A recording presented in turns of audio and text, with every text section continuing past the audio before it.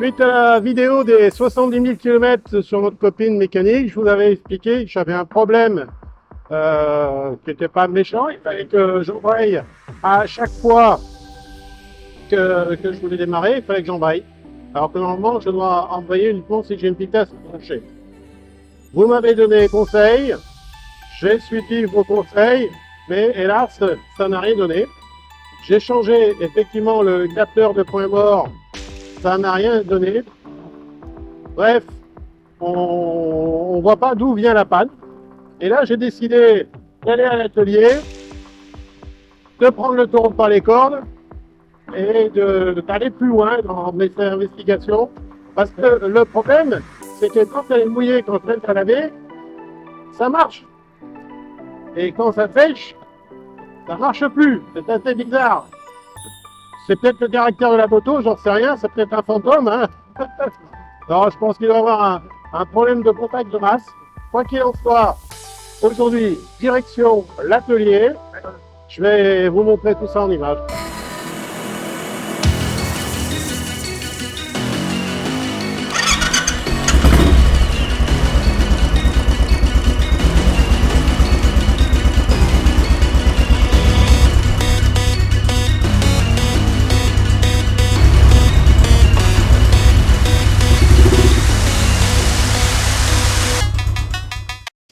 Nous voilà dans l'atelier, au frais, c'est-à-dire qu'ici il doit faire à peu près 28 degrés, dehors il fait 35 degrés. J'ai mis les ventilateurs à fond les gamins. Alors,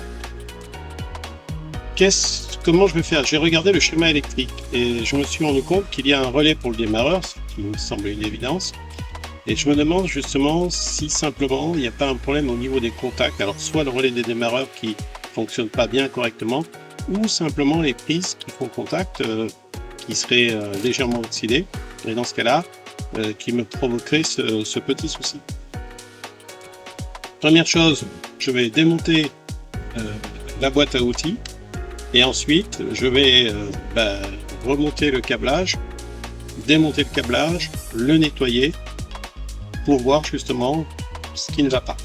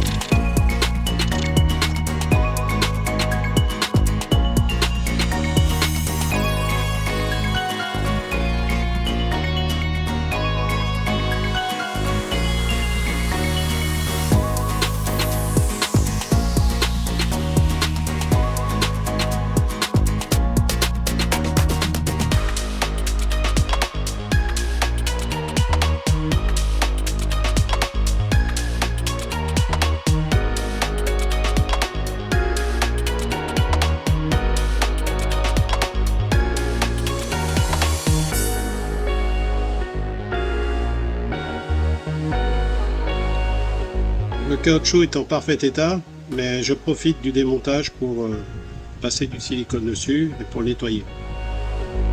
Une fois nettoyé, qui est vraiment nickel, donc rien besoin de faire d'autre, pas fissuré, rien du tout, en parfait état.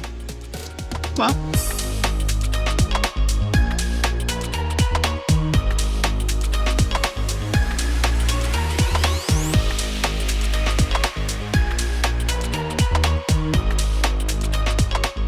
Pour démonter ce type de prise, j'utilise une toute petite clé. Je viens appuyer sur la sécurité avec cette clé et ça sort tout seul. En l'occurrence, je vais avoir deux prises à débrancher. Celle-ci qui est la prise d'alimentation et la petite rouge, chez moi elle est rouge, qui visiblement c'est la commande. J'utilise ce produit pour désoxyder et pour refaire les contacts. Alors c'est du W40, ce spécial contact, ça marche très bien. J'hésite pas donc à bien arroser mes prises.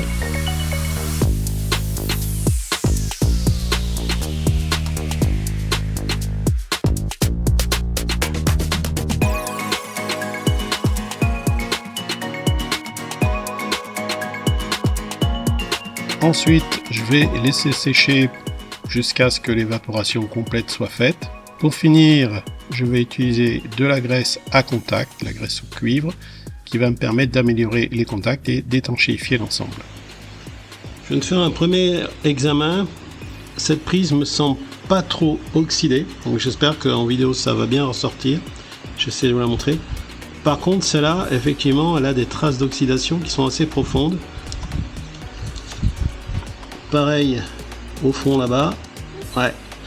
Donc je laisse encore sécher quelques secondes et ensuite on va passer la graisse contact, voir si je peux donner un petit coup de nettoyage à l'intérieur. J'ai une petite brosse métallique, j'espère que je vais pouvoir accéder puis donner un petit coup de nettoyage. Là par contre ça a l'air très très propre. Il y a un joint d'étanchéité au fond, ça n'a pas l'air oxydé.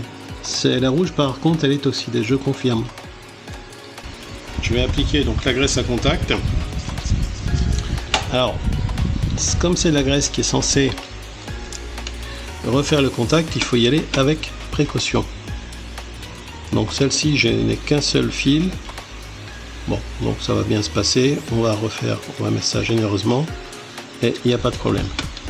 Là par contre il ne faut pas que je déborde évidemment, donc je vais en mettre un tout petit peu ici.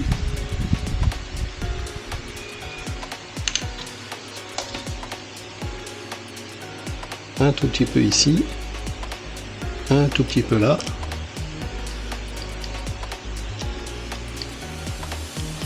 Mais je pense pas que ça vienne de cette prise, hein. Honnêtement je pense que le problème vient de cette prise là. On va rebrancher cette connectique, cette première connectique, elle est relativement facile celle-ci, et bien sûr je rebranche la deuxième. Alors quand on fait ça puis qu'on est en train de filmer en même temps, ce n'est point pratique mon gars. Oh que non. Voilà, je vois qu'on y voit plus rien. Ça y est. Voilà, c'est reconnecté. Voilà, je viens de remettre le caoutchouc.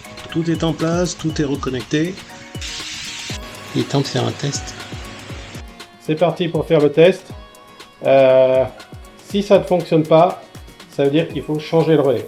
Et si ça fonctionne, ben ça veut dire que c'est cette fiche rouge en l'occurrence, qui est bien sûr attachée au relais, qui était fortement oxydée et qui ne fonctionnait pas. Je ne fais pas plus attendre, on fait un test.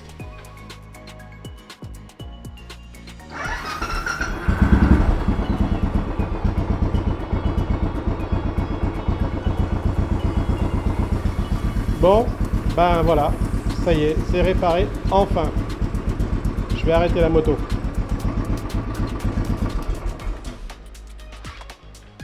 Donc vous avez compris ce qui s'est passé, c'est cette petite fiche rouge qui était oxydée, alors qu'il y avait l'eau effectivement qui rentrait un peu à l'intérieur parce qu'elle n'est pas étanche, hein. La blanche est étanche mais pas celle-ci. Quand il y avait un peu d'eau qui rentrait dedans, qu'est-ce qui se passe? Il y avait un contact qui était meilleur, je pouvais démarrer, puis dès que c'était sec, ça recommençait. Donc si un jour ça vous arrive, vous savez ce qu'il faut faire, démonter la boîte à outils, débrancher cette petite prise. Alors moi vous avez vu, j'ai démonté cette petite patte pour avoir plus d'accessibilité. C'est pas obligatoire de la démonter, c'est à vous de voir, mais vous déconnectez cette petite fiche. Je pense que cette petite fiche vous pouvez l'avoir également par l'accès à la batterie. Il faudra démonter de toute façon la batterie ou la déplacer, donc que ce soit la boîte à outils ou la batterie, ça sera du pareil au même. Vous démontez, vous nettoyez correctement avec un antioxydant comme je l'ai fait. Et puis un petit peu de glace à contact et ça y est, la panne n'existe plus. Je vais finir de remonter notre copine mécanique et puis je vais aller manger. Je vais aller au kiosque pour tout vous dire, pour aller manger, puisque mon atelier est à côté du kiosque. Je vous remercie d'avoir suivi cette vidéo. N'hésitez pas à vous abonner parce que je sais qu'en ce moment, c'est marrant, il y a beaucoup de gens qui se désabonnent de la chaîne alors que je sais que vous me suivez. mais les algorithmes de YouTube sont vraiment extrêmement contraignants en ce moment. Voire même, j'ai lu que certains internautes ont la chaîne qui est démonétisée, voire fermée, parce que le contenu n'est pas authentique. Ce qui n'est pas le cas, bien sûr, de la chaîne Royal Enfield Passion, puisque c'est une chaîne que je fais par passion et je fais sans but lucratif, c'est-à-dire que je fais pas ça pour gagner des sous, je fais ça pour vous intéresser, pour partager des moments agréables avec vous, et j'espère que ça vous plaît. A priori, dans vos messages, ça vous plaît, donc je vais continuer. Et cette vidéo est la dernière vidéo avec le fameux 1000 Hz que je laissais toujours dans le premier temps et qui en a agacé plus d'un. Alors il a fallu que ça soit juste Michel qui me dise « Dis donc, ton truc là c'est un peu agaçant ». Le 1000 Hz, je vous donne une petite explication rapide, c'est nous je suis un ancien professionnel de la vidéo et donc on avait l'habitude de mettre du 1000 Hz, c'était pour caler le son tout simplement. Et on laissait très peu de temps, hein. C'est juste pour bien voir les niveaux. On dit ok, les niveaux sont bien calés, sont à 0 grâce au 1000 Hz, donc on savait que notre son était bon. Aujourd'hui, j'avais laissé cette petite signature parce qu'à cause de mon ancien côté professionnel, mais visiblement certains étaient agacés. Il n'y en a pas beaucoup qui m'ont dit, il y en a eu que 4 qui m'ont dit qu'ils étaient agacés, donc j'ai décidé de l'enlever. À la place, vous avez découvert la petite musique que j'ai mis, qui est certainement plus sympa. À bientôt.